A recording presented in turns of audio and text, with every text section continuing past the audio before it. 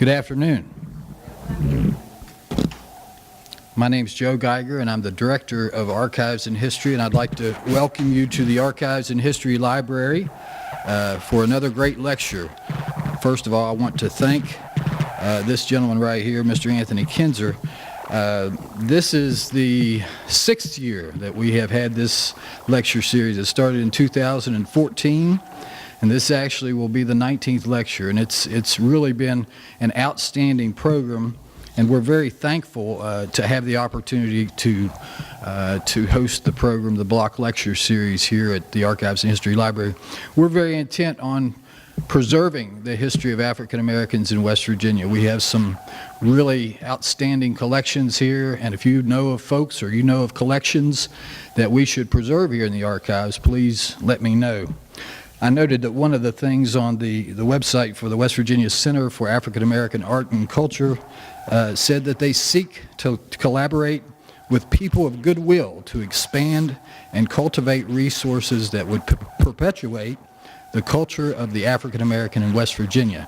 And certainly we want to be those people of goodwill. We're very thankful to host this series, and I will, at this point, turn it over to Anthony Kinser.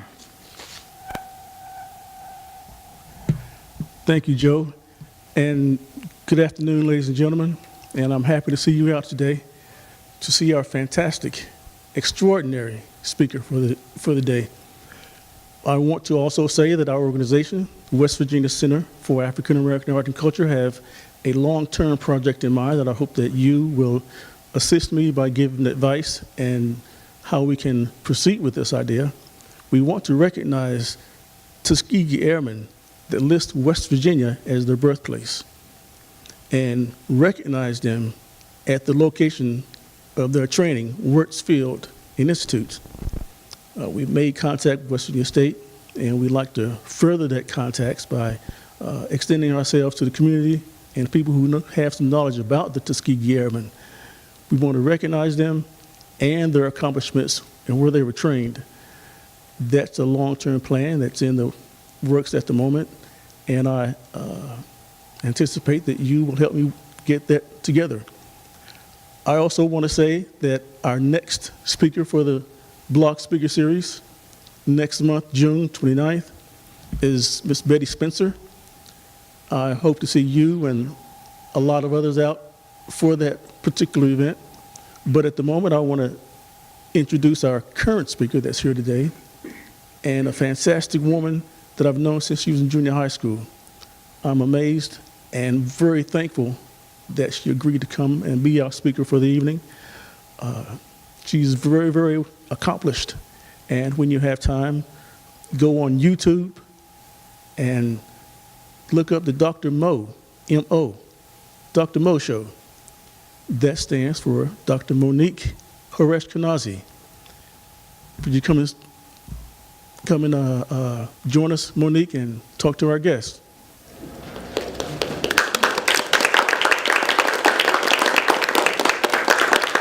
Dr. Monique Chouraeshkenazi. First, I would like to thank you all for attending today, and Anthony Kinser, thank you so much for this opportunity for letting me share not only my experience, but also living in West Virginia and being a resident and telling my story of how I ended up where I'm at today. I was told there was a clicker up here. Do the slides? There we go. Thank you. All right, see if I can work this.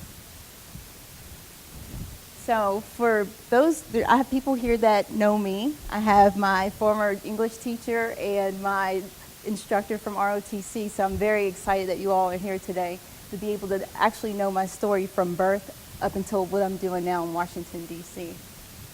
So this is what I'm going to cover, and I'm going to try not to talk so much, but there's a lot of information to cover, so I'm going to make it interesting for you all. I'm going to start with my family background because that's what basically started how I became Monique Chouraeshkenazi, and let you all know about my early background growing up in West Virginia and how I decided to join the United States Air Force and my career during that time and how I transitioned to civilianhood to become the Dr. Mo and have that Dr. Mo brand and share that all with you all. So first I want to start with my maternal grandparents. For people in the room that know who I am, they probably know my grandmother, who is Miss Edna Day. She goes by Juanita. This is her parents, Edna Magnolia Clater and William Clater. So Edna was born in Tennessee, and William was born here in West Virginia. And they met in West Virginia and started a big family. My maternal grandparents, Edna, like I said, she was born in Mahan. And my grandfather, Ralph William Day, was born in Switzer, West Virginia. They both came from African American backgrounds, Native American history, and Caucasian history as well. Now here's my parents. You all know me as Day, but I was actually Kraft before I became a Day. My dad is a retired law enforcement officer. He lives in Bridgeport, Connecticut. His last name is Kraft. And then my mother died when I was only 2 years old. So that's how my grandparents adopted me and my youngest sister. Moving to early childhood. So when my mom died, I moved back to West Virginia in 1985, and we moved to Paint Creek. So I went to Pratt Elementary School from kindergarten to 6th grade. Really loved writing. I really loved interacting with my friends, and we always talked about how we wanted to be teachers when we grew up, and we like to do a lot of writing contests. So the very first one that I did, I actually won first place. And what I wrote was, when I grow up, I want to be a teacher because I want to teach kids how to read. And I ended up winning first place, and I got some savings bonds for that. Also, when I was working at Pratt Elementary, I liked science and social studies. So I did a lot of projects, and I tend to have the same partner because we had the same commonality in what our research was in biology. So we did a lot of projects and won a lot of trophies for Pratt Elementary and for Kanawha County. Yeah, nice picture. I like to say those are the Sally Jesse Raphael glasses that I used to rock when I was in 3rd grade. So by 3rd grade, I took a little turn and I wanted to focus more on not just science and social studies, but I began to like English a lot. And Miss Ivy was my 3rd grade teacher, and she was really good at helping me build my craft, as well as Miss Poziwak, who couldn't be here today. She was very instrumental in my writing skills. Moving on to Eastbank Junior High. So I started Eastbank in the 7th grade, and I decided I want to be involved in everything. So I joined basketball. It was the wrong move for me because number one, I was too short, and I felt like I was always doing more than the other girls who were taller than me. So after a couple of years, I basically quit, and I'm like, let me find something that I'm really good at. So gave up on the basketball, and I moved to track. So track was something that I was really good in, and I placed 3 years in a row, basically for All-State Conference, 96, 97, 98, 99. So that's 4 years for All-State Conference. And I'm like, I really have a knack for this. Not knowing that in the Air Force I would also run track too, but it was something that I was like, yeah, this is the sport for me.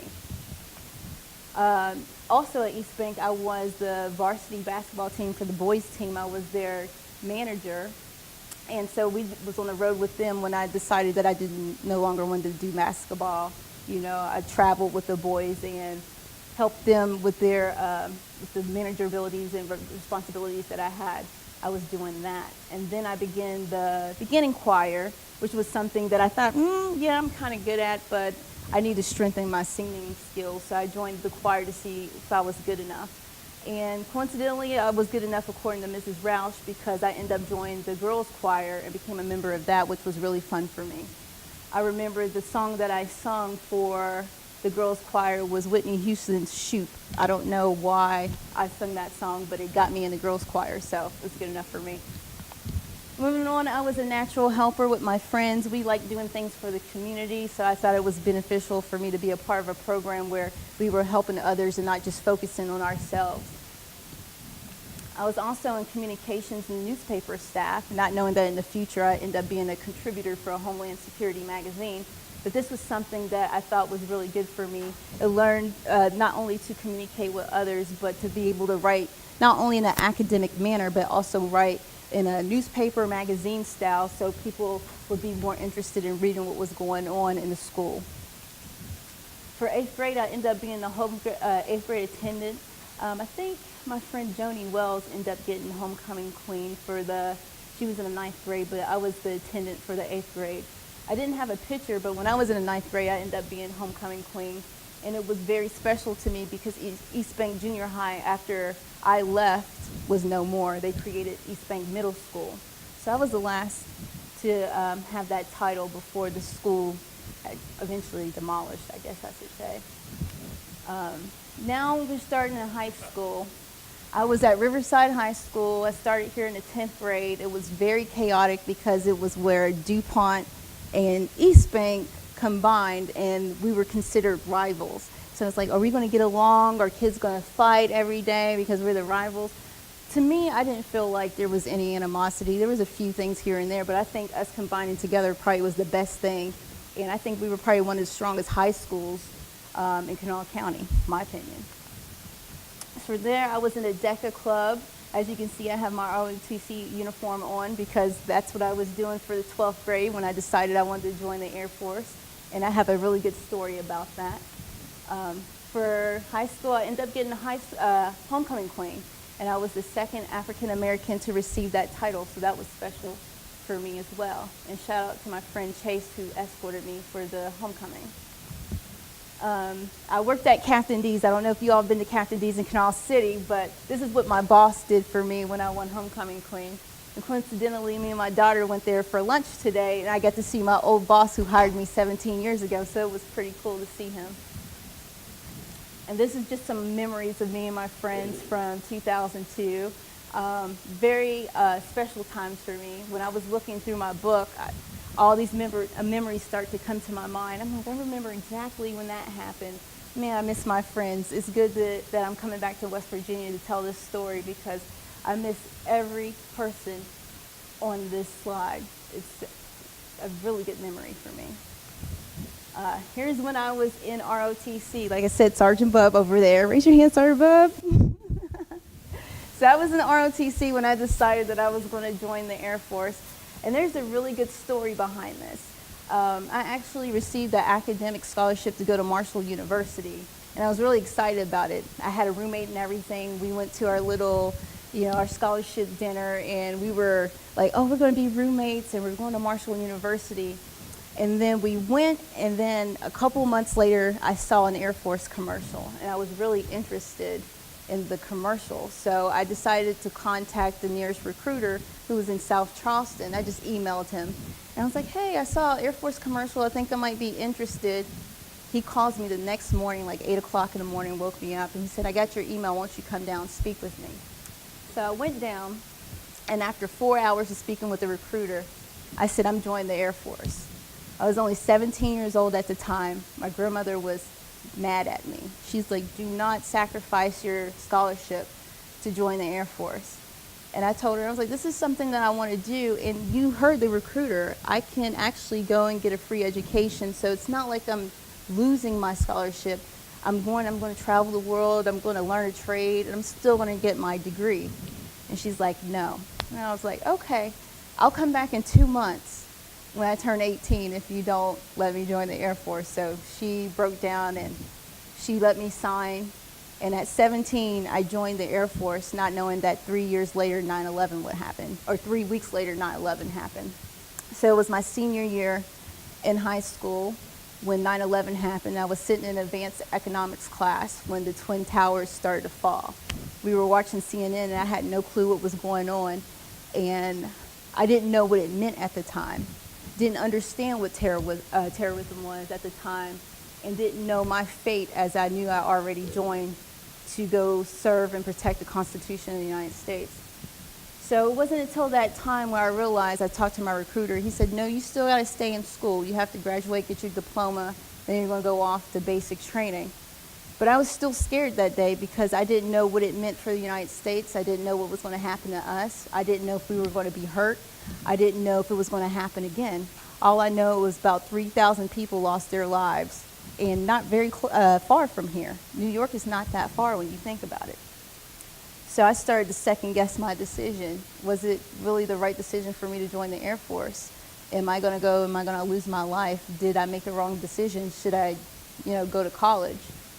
And after talking to my recruiter, I was like, you know what? I'm going to stay. I'm going to move forward. So I ended up, finishing high school, and I went to basic training. As you can see, these are not so good pictures of me, but this is me processing once I entered San Antonio. You can see the ones of me circled. Was going through processing, getting uniforms, standing in line, learning, our trade, learning our craft, learning how to take orders. And 6 weeks later, 6.5, 7 weeks later, I graduated. My sister flew in, surprised me, so did my grandmother. They flew to Texas for my graduation and didn't even tell me. So I was really excited once I graduated. I was like, this is what I'm supposed to do. I knew that at 19 that I was supposed to join the Air Force. This is a picture of me at my very first duty station at Goodfellow Air Force Base in San Angelo, Texas. I became an information manager for the 17th Comptroller Squadron, which is like a finance department. And I worked directly for the commander who oversaw all the financial operations for that base. And this is just a little list of places that I've been in my career. As you can see, I went to Texas, I went to school in Mississippi, like I said, my first duty station was San Angelo in Texas. I actually went to the Republic of South Korea where I worked as a work group manager out there. I moved to Anderson Air Force Base in Guam where I was the lead client support administrator. That's basically cybersecurity, network, computer operations that I did out there. Continuing on, I actually became a security officer, and that's where I found my niche, what I was supposed to do. When I moved to Japan, they were like, we're going to make you a security officer and put you in charge of the 18th Wing Intelligence Unit, which is an operation that's built on gathering information for commanders and leadership to make decisions on what's going on abroad for military operations. So I did that, and when I did that job, I absolutely know that security was my thing, and that's what I was going to do for the rest of my career. After I did that, I moved to Nellis Air Force Base in Nevada. I was still doing security at work in the Air Force there. And then I got a phone call saying that I was going to work for the Deputy Secretary of Defense at the Pentagon.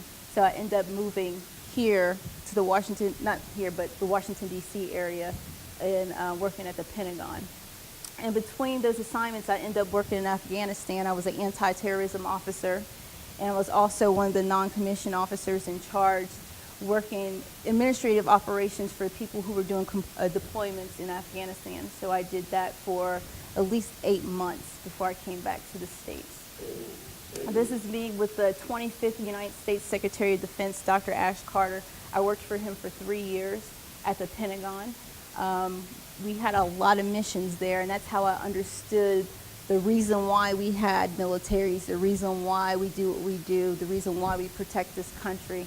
It's at the top, working at the Pentagon. And he's the top guy that makes the decisions on what all over 2.1 million active duty, retired veterans. He takes care of all the military personnel and responsibilities and make decisions on how to not only protect the military personnel, but how to look after the veterans and retirees after they leave active duty.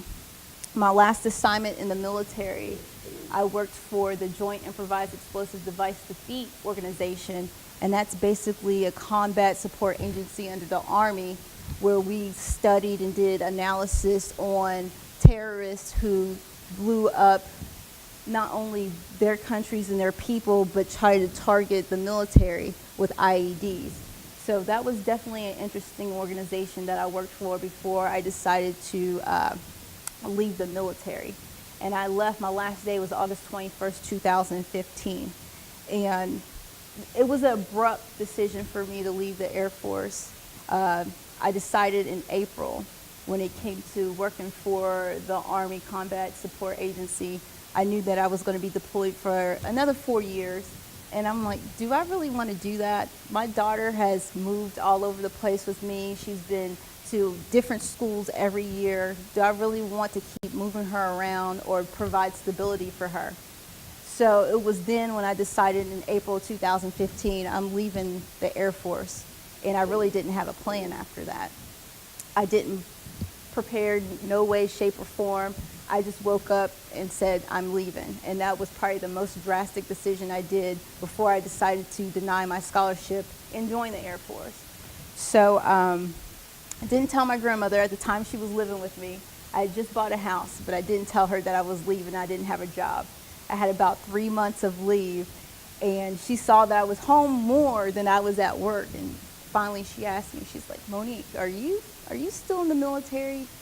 I said, no, I'm actually on terminal leave and I'm getting out. But I said, don't worry, something's gonna work out. And it wasn't before 2 days before my last day in the military, I received a job offer. And 13 years later, I ended up coming back to West Virginia. I was offered a position to be the associate professor for the School of Security and Global Studies at American Military University. And it's in Charleston, West Virginia, about 50 miles from where I live. And they offered me the position and I accepted. That's the president and CEO of the university. I attended and helped with the Veteran Affairs Center. They opened that in 2016. And then we had some Air Force members show up for the partnership that they have with the school to be there for that special occasion. So I thought 13 years later, I ended up back in West Virginia. Didn't really realize that until, after the fact. And as the professor, I was a thesis chair, meaning that I advised and gave mentorship to students who were writing major papers in research and publishing them for research fields. I taught nearly 2,000 students in undergraduate and graduate studies in multiple fields of homeland security, anti-terrorism, research, criminal justice, legal studies, did a lot. And I assisted my program director in curriculum development to determine the shape and innovation of the program in security and what way we were going to go to teach students to learn more about security and how the threat changes as well as the time changes. So that's what I was doing there. But I want to back up because before I transferred and went back to civilianhood, I made a promise to my grandmother because she did not want me to join the Air Force. But she told me, if you get out and you decide you're going to join the Air Force and be on your own without getting an education, if the military is going to pay for your education, you need to do it. So that's the only thing I want you to do. And I was like, yeah, I'm going to do that and I'm going to do more. So I graduated. I got my associate degree in 2010 in information management. And when I got my bachelor's degree in homeland security in 2001, I got a private investigation degree because I was doing private investigations for the military. I got a master's in criminal justice in 2013. I earned my doctorate in philosophy and public policy in 2015. I'm currently a student with American Military University working on another master's in psychology. And when I finished that, I'm going for my second doctorate in forensic psychology. So after I did all this, I asked my grandmother, is that enough for you? You told me to get one. I'm working on 7, so I hope that's good enough for you. And then my military education, basic training, of course, technical school. I went to first-term airman school. They teach you how to be leaders. So you can lead a flock of people in the military, lead organizations and groups. I went to airman leadership school. I also went to security training for the jobs that I did in classifications. I also went to Craftsman Leadership School to advance my leadership as a non-commissioned officer. And then I went to the Non-Commissioned Officer Academy in 2014. So going back, after I obtained this job, it was comfortable. I loved doing what I did. I was working from home. I was also teaching at other universities too. But after 4 years, I needed something else. I needed a challenge. And I loved what I was doing, but I felt like I needed to advance. So the opportunity arose, and I was offered the position of being the first chairwoman for the graduate school in Washington, D.C.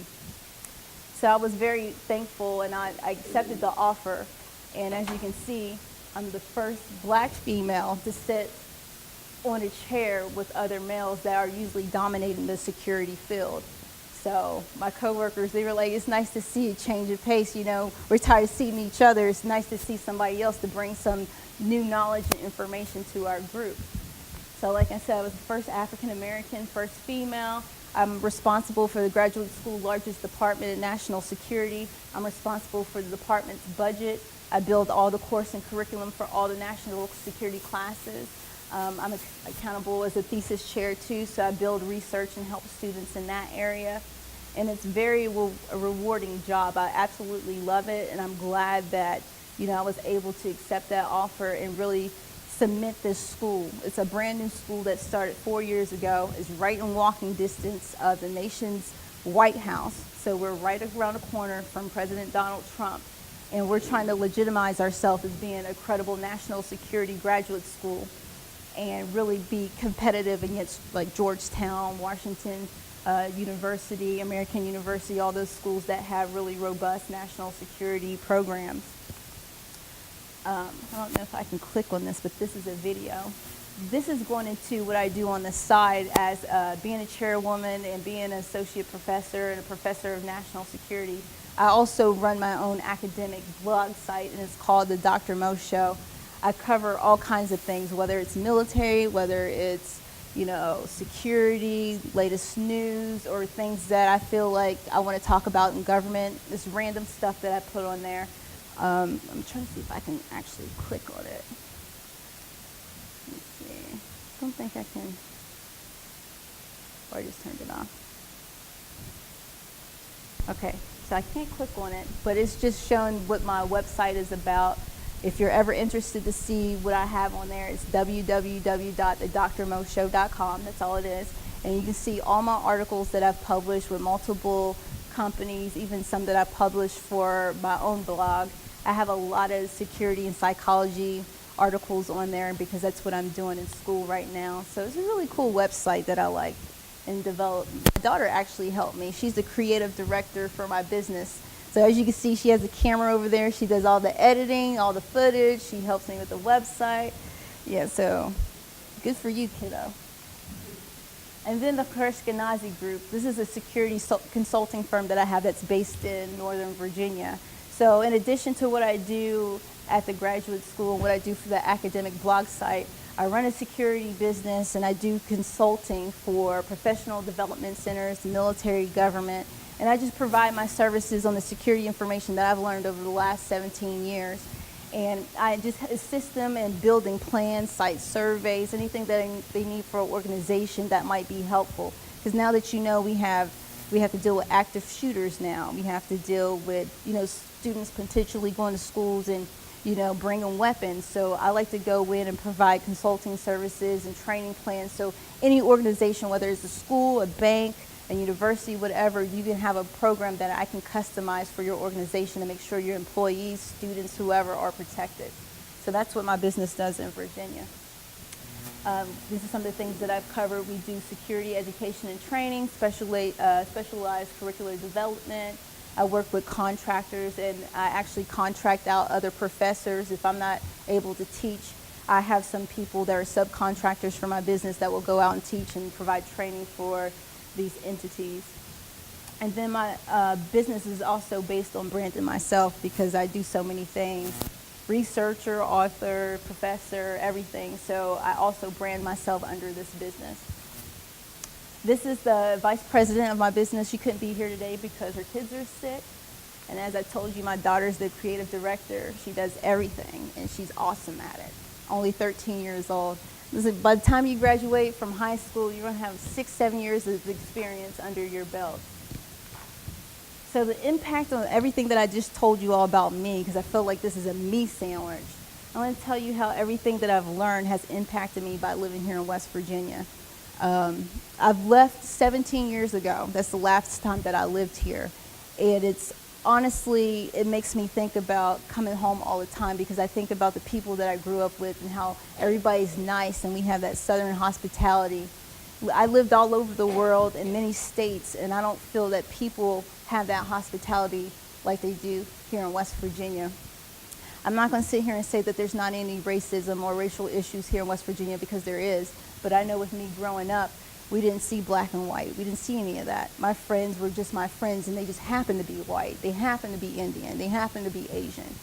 And I feel like growing up with my grandmother and living, you know, in the places that I live in West Virginia and going to school here, I feel like it has built me to be prepared for life and being able to be adaptable in the military and understanding people because I grew up where we respect others no matter what. You have home training, you have manners, you do what you're supposed to do, you're disciplined, and you listen to your superiors. And I feel like if I didn't live here in West Virginia, I wouldn't have those traditions and values that I do have. And that's why I'm very appreciative that I was able to come here today and share my story because it started here. And I wanted to tell you all how I ended up in D.C. being the first African American female to run a man's department for school, and it all started here with not only just my grandparents, my family, but it started here with, my friends, my teachers, the people who influenced me, the people that I think about to this day that has touched my life and has been responsible for my career. The military played a major role in my life because not only was I already disciplined before, I joined, it made me even more disciplined to see that now I'm still transitioning. You can take the girl out the military, but not the military out the girl. And I miss it a lot. And I see working in a civilian environment that there's some people that don't have that type of training that I did. And I see things where I'm like, I would never let that happen because I have that discipline and respect instilled in me that I will take that wherever I go. And I will not let anybody take that away from me. Having a civilian life, it's still new to me, but I do appreciate it. I worked a lot of long hours in the military. I didn't sleep a lot, and as you all know, you see, I went to school full-time, I worked full-time, I was running businesses and teaching, but living a civilian life and understanding what it means now for me, I feel like this is where I'm supposed to be at in my life. Political beliefs, I don't want to get too much into being political, but the job that I'm in right now, you have to be political. I mean, working in national security, there's a lot of issues that, kind of collides with the president because you see things as an expert, which you think is better for the United States, while you have some legislation and actions being done that you think might collide with that. So even though I try not to be political, I have to because I have to speak my rights, speak my piece, and base it on facts. And sometimes, it causes chaos and people don't always agree with what you say. A lot of people don't agree with what I say, and I get a lot of backlash for the things that I stand behind. But my first and foremost thing is to not only protect my daughter at the end of the day, but to protect the United States of America. And what I do in D.C., I do it so everybody can have a safe life, can be able to live and do your normal things, do what you do on a daily basis, and not worry about what's going on in D.C. That's my job.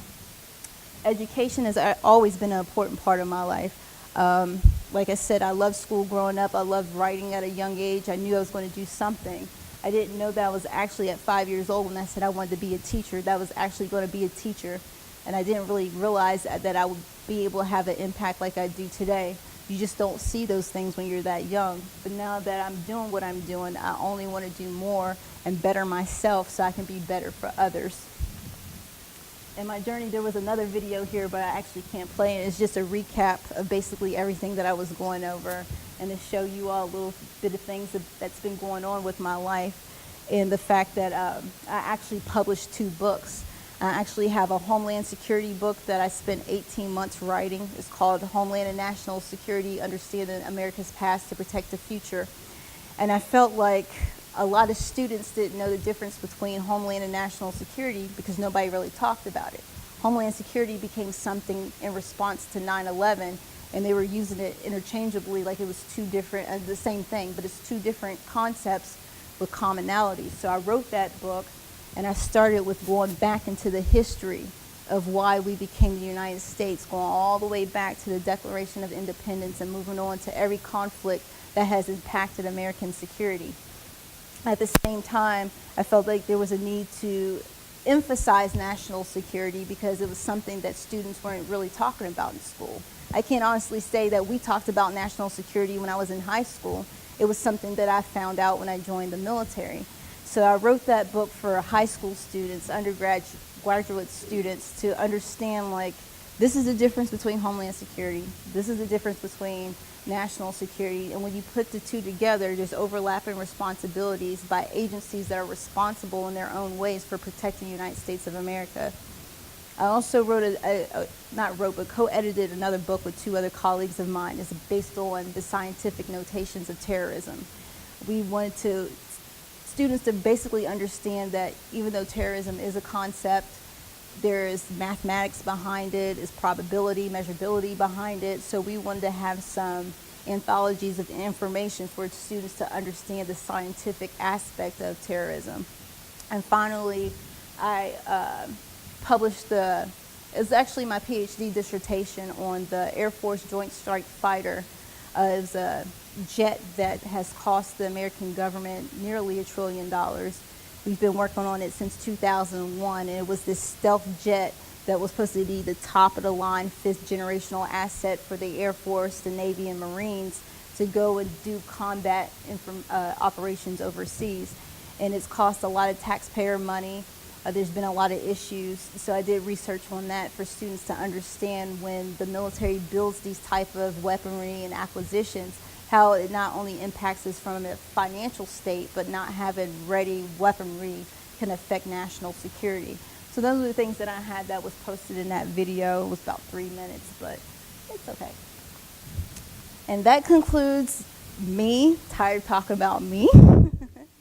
So if you all have any questions, I'd be so happy to answer anything that you may have. But that is my story, how I ended up as just a 5-year-old girl living up in Paint Creek, West Virginia, to, being where I'm at now in D.C., hoping to change lives.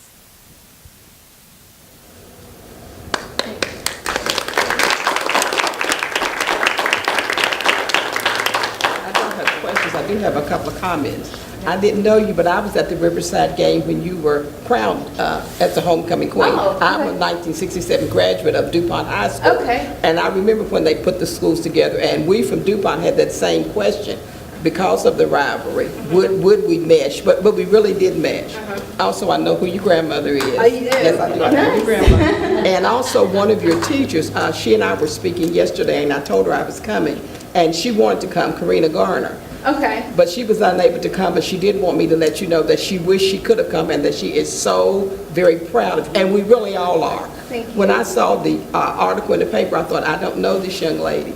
I thought, but I'm going to go just to support her just because you're one of ours. And we need to support our young people. And I am really, really super proud. Thank you. I think you've done a wonderful job. I really appreciate it. Thank you.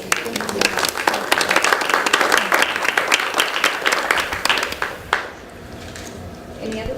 Yes. No, I just want to say that when I saw your article in the paper, I noticed the time period when you should have been at Pratt Elementary.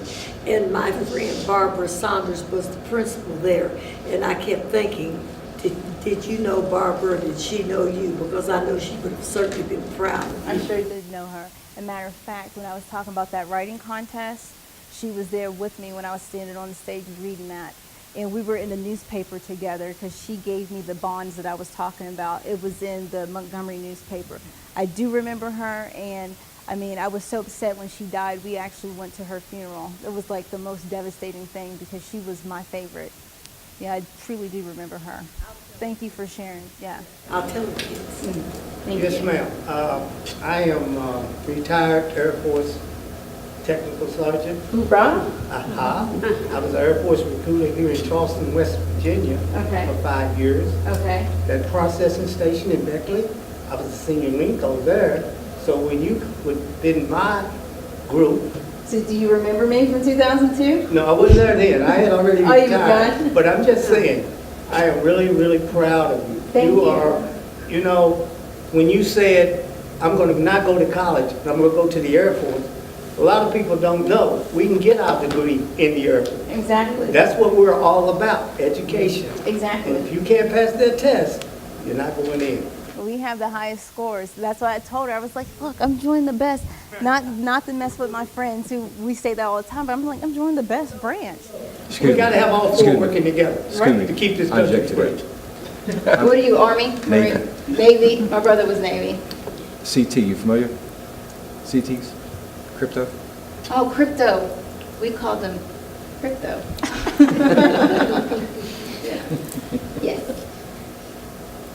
Dr. Moe, on meeting you, I had vibes.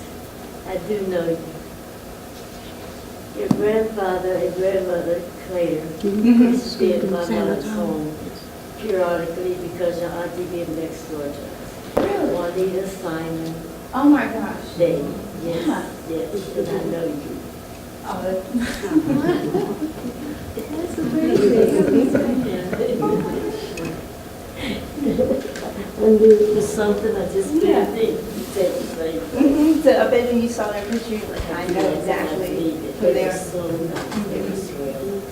His grandmother Monique is still living? She's actually lives with me. She'll be back on Monday. Oh, but she's not here. No, she's in Connecticut. Yeah, she's traveling. She loves to travel now. Okay. We have to talk about that. Yes, you should. Anybody have any other questions? Yes.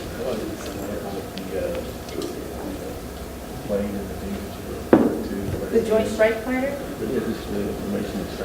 Can't hear it. So he wants to know about the jet that I was talking about, the Joint Strike Fighter. So it actually has 3 variants. There's an A, B, C for Air Force, Navy, Marines. So basically, each variant has a capability that's specialized to each branch. Like the Air Force has the conventional landing where you take off and you land. The Navy, because they have to land on carriers, they have that landing that goes down like this. And then the Marines, because they're always in terrain areas and the mountainous areas, they have to learn how to land on rugged land. So each variant was specialized to each group to be stealth and aerial operations, so we can not only see what's going on in combat, but we can defend ourselves if things arise. So there's a lot of issues with that jet. I mean, the cost for the software issues were astronomical. It kept delaying production delays for the last 15, 16 years. And then they had the helmet that the pilots wear that had some operational issues, because basically that whole helmet is like the computer of the jet, in addition to all the stealth stuff that was going on with it. And then the production, because we're dealing with multiple contractors, Lockheed Martin was the major contractor for this entire project. The delays were constant. And then the scheduling mishaps, because you're dealing with not only the U.S. and the contractors, you have foreign military sales that are involved, you have foreign investors, you have security partners and allies that have invested in this program, and you prolong that. So we started to have issues where we produce really too many fighters, and then the ones that say, okay, I'm going to buy this amount, they weren't really buying that amount because it took so long, and now they're not confident. Actually, the last initial operational capability for the Navy variant just finished in early 2019 for all of them to be operational and be able to do, their missions overseas. Yeah, I can send you a link on that. Yeah, I'm actually doing more research on it. I'm doing the expounding of how the economic issues and the foreign military sales have affected that since the last time I wrote in 2015. Do you have a pilot's license? No. I've always heard that you couldn't get anywhere as an officer in the Air Force unless you could fly. Well, I was actually enlisted. And, the rumor is, you're in the Air Force. Do you fly? Are you a pilot? Well, no, I've been in a plane, I've been in a helicopter, but I've never flown either one. I saw your uniform. Now I know this is the name, but I thought I saw a set of wings on there. No, it was probably my job badges, my AFSC, which is like the Air Force specialty code of your job. So I had 2 different jobs. One was security, one was information management. That's probably what you saw on my uniform. Yeah. So with all of your education, it's one thing. Good to see you. Good to see you. Do you plan to learn to fly? No. I don't plan to fly at all. No, I'd leave that to the experts. Actually, the test is hard. Your vision has to be perfect, and I don't want to be responsible for damaging any aircraft equipment or putting any lives in danger, so I'm good. I'm going to leave that to the experts. Yeah. Yes. I just remember that quiet young lady who I met that wouldn't hardly talk. I didn't think she talked at all. And to see how well she's done, man, I am so very proud. This is my niece. I'm her uncle. Yeah, we are very, very proud of her. She's done very, very well. Thank you. Anyone else?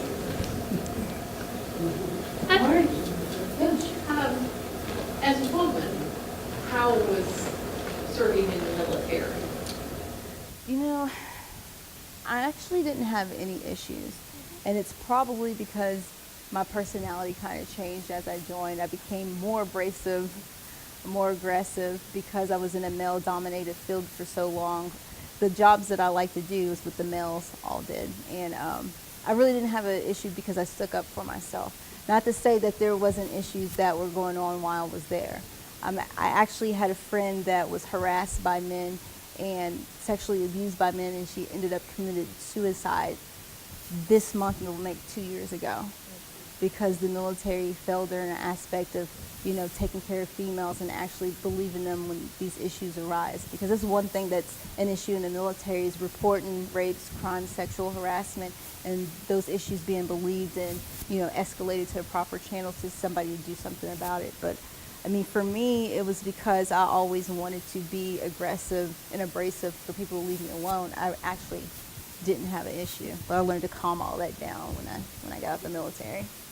Civilians don't like that. They don't so, yeah.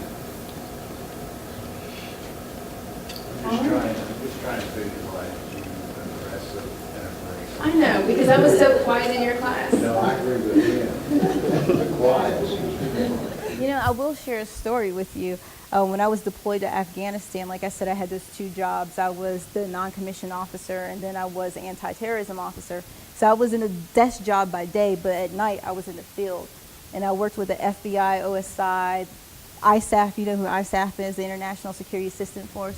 So what we would do is, because we had so many foreign coalitions on the base, we had over 30,000 people there, we had to keep everybody accountable. So we would do raids, like random raids, where we go to different compounds and we confiscate illegal items, weapons, alcohol, stuff like that. And I did about 15 of those, and I loved it. It was an adrenaline rush, like going in and catching bad people doing things wrong and arresting them and sending them out. And so I did that. My first one was like my 3rd day in Afghanistan. We got attacked, and we were held down in a bunker for 12 hours because when they attacked us, they infiltrated one of the perimeter gates on the northwest side by the watchtower. So after everything was like opened up and we could leave, me and my partner went to the site to do a survey to report to commander. And I was just like, okay, this is kind of cool, because like, honestly, the people who did it, they end up like killing themselves. So their stuff was like there.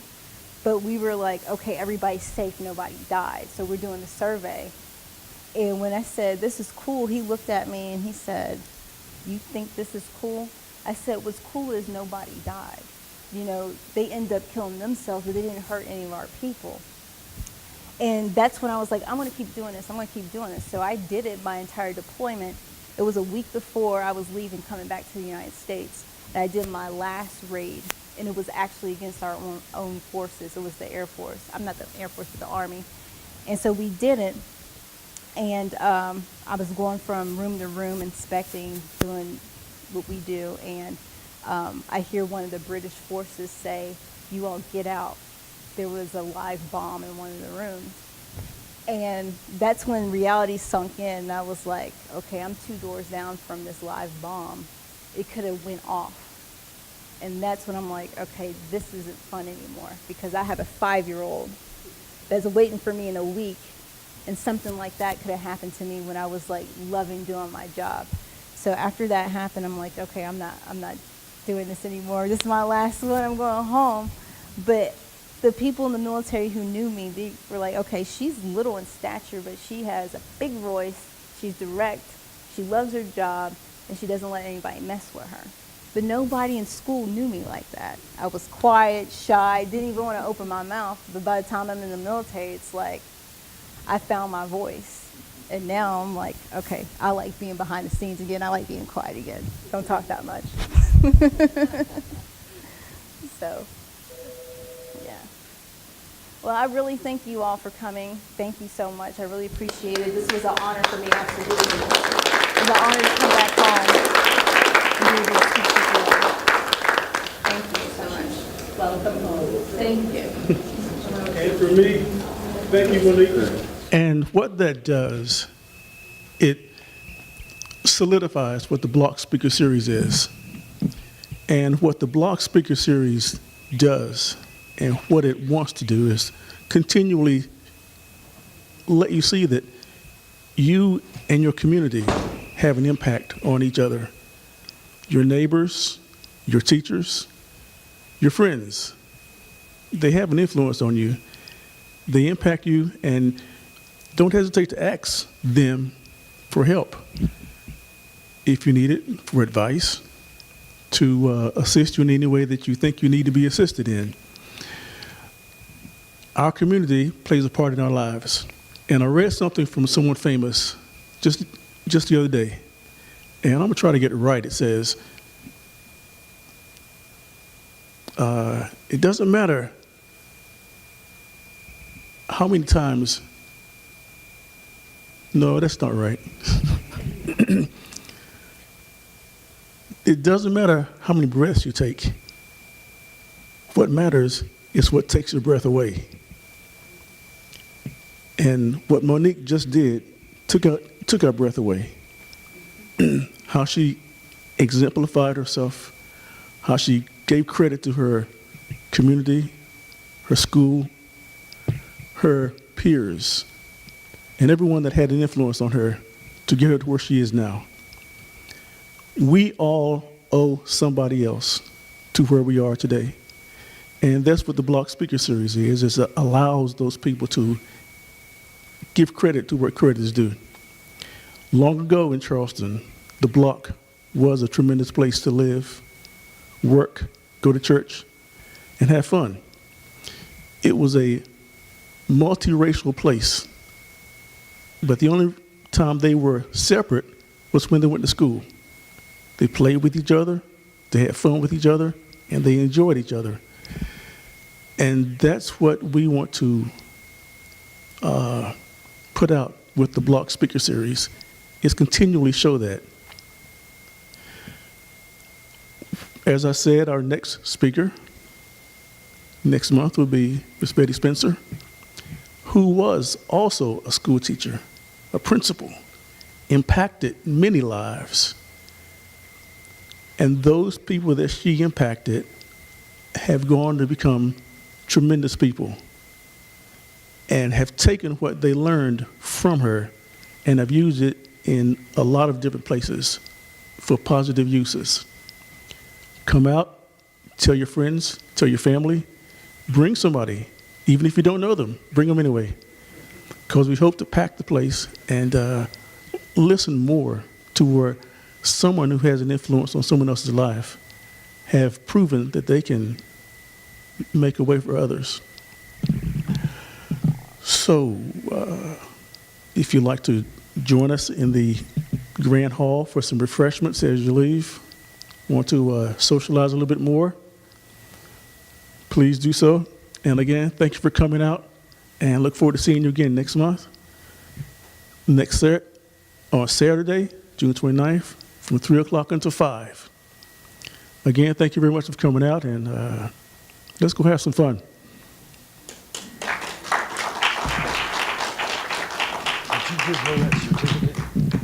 Yes, what I'd like to do is, Mr. Ralph Miller, would you come up here for a minute, please?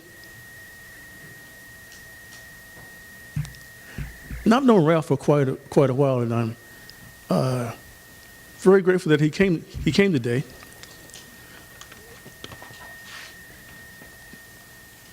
Thank you, man.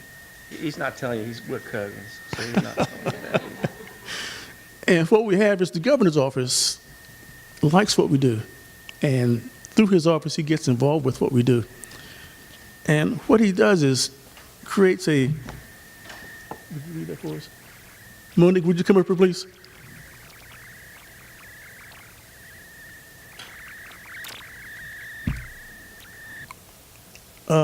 The governor's office gets involved with what we do, and as I said, he writes a certificate of appreciation for our speakers for their being involved. And what we have is directly from the governor's office to Dr. Monique. Just call me Monique. Read it for her. I think he got the wrong person up here without my glasses. Oh. I'm going to call you Monique. Yeah. Okay? Because I'm not going to be able to say the last name anyway. All right. Whereas Monique was born November 6, 1983, and attended Pratt Elementary in Pratt, West Virginia, and graduated from Riverside High School in Bell, West Virginia with honors. And whereas in 2011, Monique earned a BA in Homeland Security from American Military University with honors and an MS in Criminal Justice from Boston University in 2013 with honors. In 2015, she graduated from Walden University with a PhD in Public Policy and Administration and concentration in terrorism, mediation, and peace, earning high honors. And whereas Monique is an African-American Jewish author, professor, researcher, and Homeland National Security expert, she was recently appointed Chairman, Program Chair to the National Security Program at Daniel Morgan Graduate School of National Security in Washington, D.C. Whereas Monique was previously the Associate Professor for the School of Security and Global Studies at American Public University System. And whereas Monique specialized in domestic extremism and global terrorism, and whereas Monique was the first academic scholar to grace Oxford University Press's Elite Magazine Special Edition for Tier of Excellence in Personal and Professional Development as an educator, entrepreneur, and leader in Homeland and National Security in April 2017.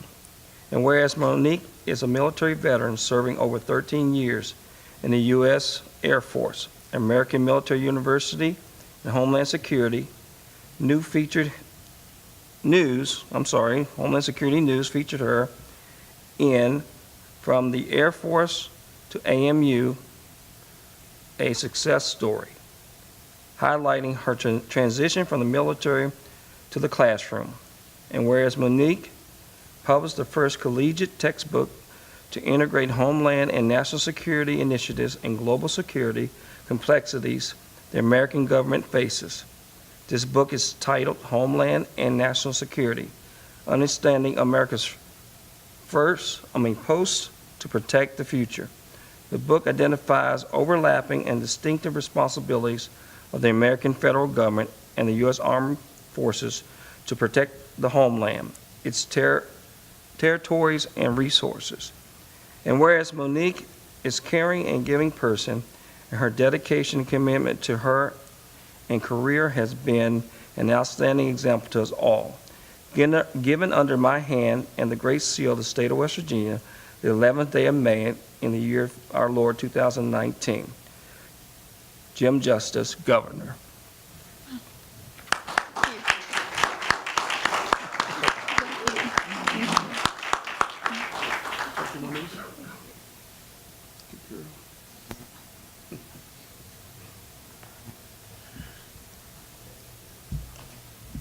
I think I should give credit to where credit is due. And the famous person that I got that quote from, taking your breath away, it's from Betty Spencer. And it wasn't mine, I just liked it. I like it too. And I'm going to use it even more eventually, so thanks for putting that in your piece of information. So let's go get something to eat, you guys, and have some fun.